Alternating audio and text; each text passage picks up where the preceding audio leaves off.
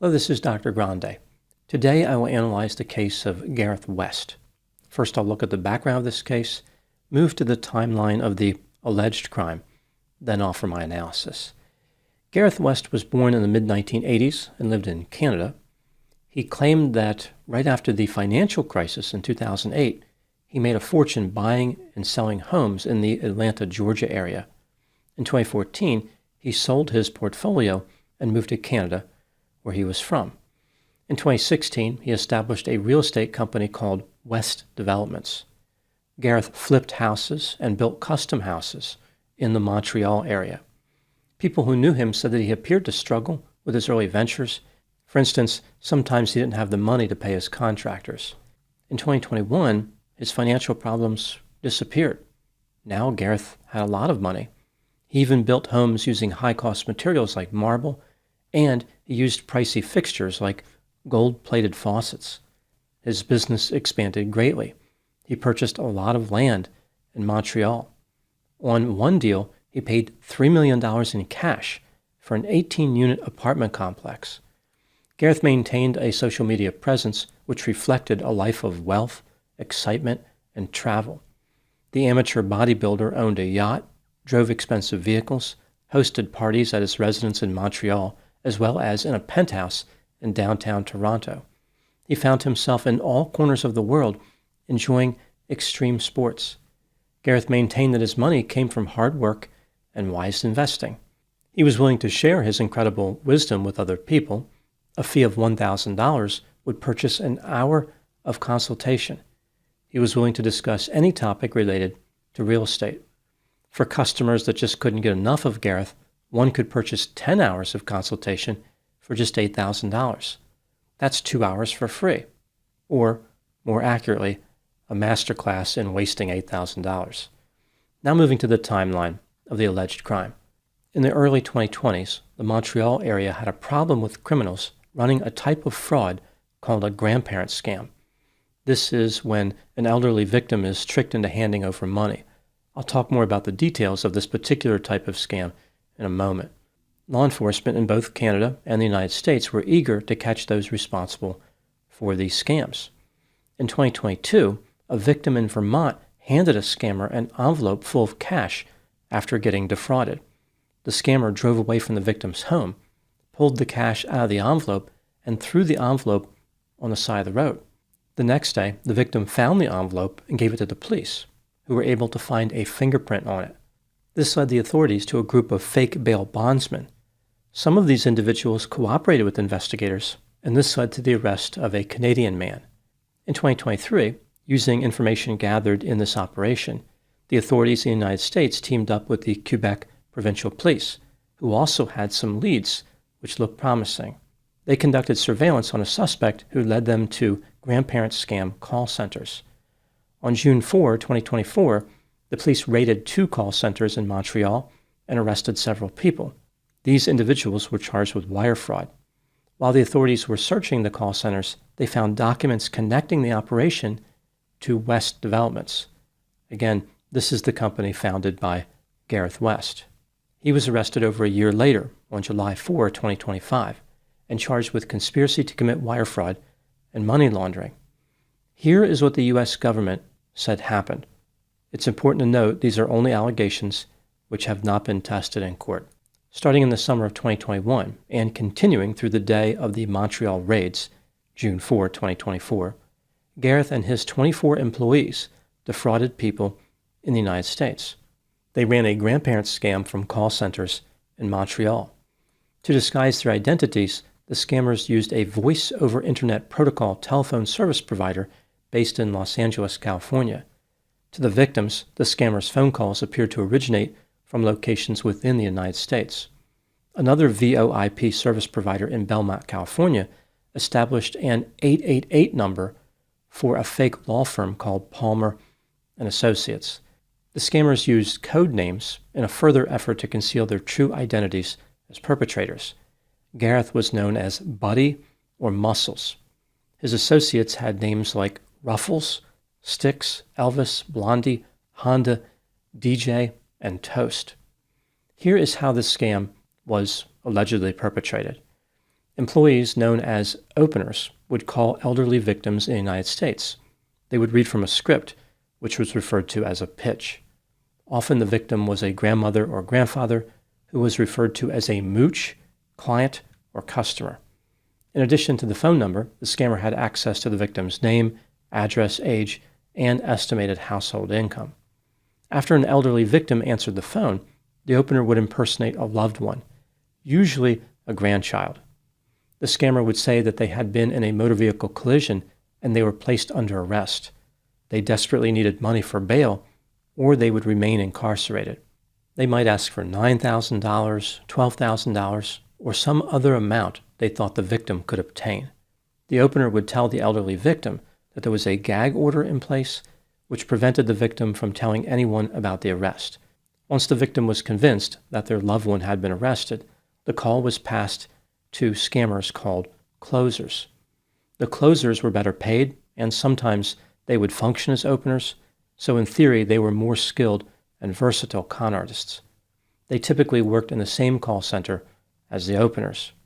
The closers would impersonate an attorney who represented the victim's incarcerated relative. The next phase of the plan was to actually collect the money.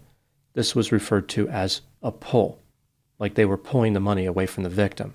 Here, a scammer would pretend to be a bail bondsman and visit the home of the elderly victim. This fake bail bondsman, of course, had to be reasonably close to where the victim lived, because waiting a long time would increase the risk of the victim figuring out the scam. The success of the fraud was highly dependent on speed. If the scammers did not have anyone in the area who could pose as a bail bondsman, they would sometimes use ride-sharing companies to collect the money. In other instances, the elderly victim was instructed to mail the bail money to an address in the United States. So these victims believed an attorney would advise them to mail cash. The scammers compiled a list of vacant residences and would provide one of those addresses to the victim. This reduced the chances of the money being intercepted by someone else. After a victim was successfully defrauded, the scammers would sometimes contact them again, knowing that they were an easy target. They would say that the bail amount had increased and they needed additional funds. A victim who was defrauded out of a large amount of money was referred to as a whale. In addition to openers and closers, there were also managers. Other than Gareth, who was the owner, the managers were paid the most money. Investigators said that the scam operation collected about $30 million from people in 46 U.S. states. Now moving to my analysis. Here are my thoughts on a few areas that stood out to me in this case. Item number 1. Gareth West is a big fan of himself. His social media presence is full of him assuming various poses while appearing to be confident and successful. For example, bodybuilding poses, holding a phone, standing in front of a building, and even driving. On his LinkedIn profile, Gareth made it pretty clear that he was amazing when he wrote, quote, "Gareth West is a dynamo in the world of real estate development, bringing an unparalleled level of energy and enthusiasm to every project he undertakes. He believes that each aspect of life, whether personal or professional, deserves the same dedication and commitment," unquote. On his website, Gareth indicated that the most successful developers are the ones with the greatest foresight. This makes it sound like he considered himself to be a visionary, a person who could predict market trends and find opportunities that other people would miss. To be fair, he did, allegedly, seize the opportunity to scam elderly victims out of $30 million.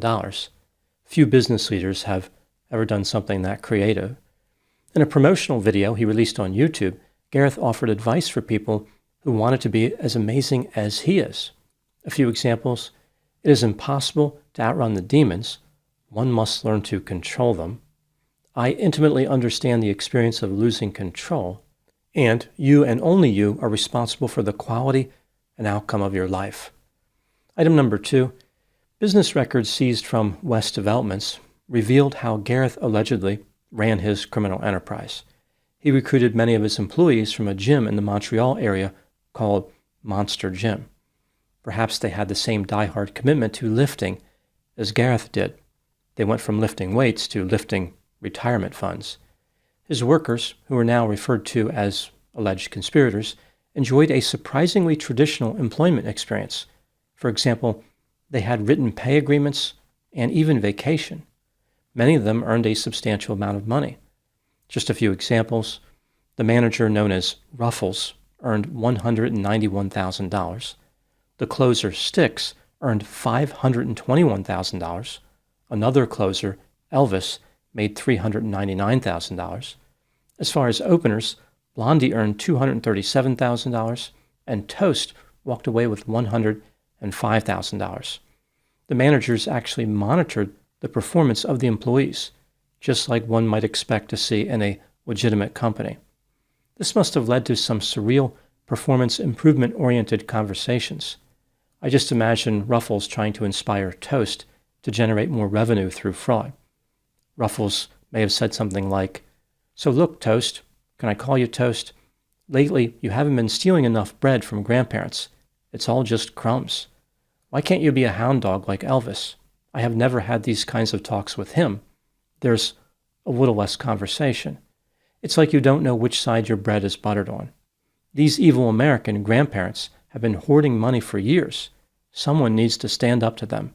I thought that someone was you, Toast, but now you have put us in a jam. I don't want to hear any excuses, including that you were burnt, Toast." Item number 3, what do I think happened in this case? This is just a theory, my opinion. Gareth was self-centered, grandiose, overconfident, sensation-seeking, impulsive, irresponsible, immature, deceptive, manipulative, perfidious, charismatic, shallow, cold, callous, falsely believed he was special, had a sense of entitlement, and was moderately creepy. He failed to obtain success through legitimate means, so he decided to operate a massive fraud scheme, which targeted innocent grandparents in America. In the gym that he frequently visited, he found a number of young men who were goal-oriented, competitive, and in desperate need of money. He somehow convinced them that the fraud was justified, like this was a good idea that made sense on a moral level. This could have been achieved in a few different ways. A few examples: vilifying the victims, like the elderly had too much money and they needed to spread the wealth around; suggesting that their gullibility deserved to be punished, like anyone who would fall for the scam was just asking to have their money taken. If the company didn't do this, someone else would. Gareth could have focused on the young men instead of the victims. Maybe he told them that they deserved to be successful regardless of the harm it may cause. They were destined for greatness, just like him. It was time for them to seize what was rightfully theirs. However Gareth recruited his employees, he managed to build a large criminal conspiracy. Even though he paid the employees well, Gareth was the one who financially benefited the most, by a wide margin. Of the $30 million that the company collected, less than $10 million was paid to the employees. Gareth had failed as a real estate investor, but he succeeded as a con artist. He wanted to be known as rich and successful. Flaunting his wealth was very important to him, but he couldn't tell people he gained his riches through fraud, so Gareth put his money into real estate. This may have been for money laundering purposes as well. Maybe having a successful real estate business was the long-term plan from the beginning, like he would build his real estate empire and then someday he could let go of the Grandparent scam, which funded it. It's also possible that Gareth thought he would never be caught. This would not be a surprising level of overconfidence, especially coming from a man who devised a fraud that looked like the love child of a pyramid scheme and CrossFit. It's not all bad news for Gareth West. He always saw the value of having a massive home. Now he may receive an extended vacation in the big house. Those are my thoughts in the case of Gareth West. Thank you so much for watching. I'll talk to you soon. Just a reminder that I have over 300 pre-release videos on my Patreon account. These videos are of the same quality as the videos I release to the public. When I put a video in pre-release status, it usually stays there for several months, if not a year. I will put the link to Patreon in the description for this video.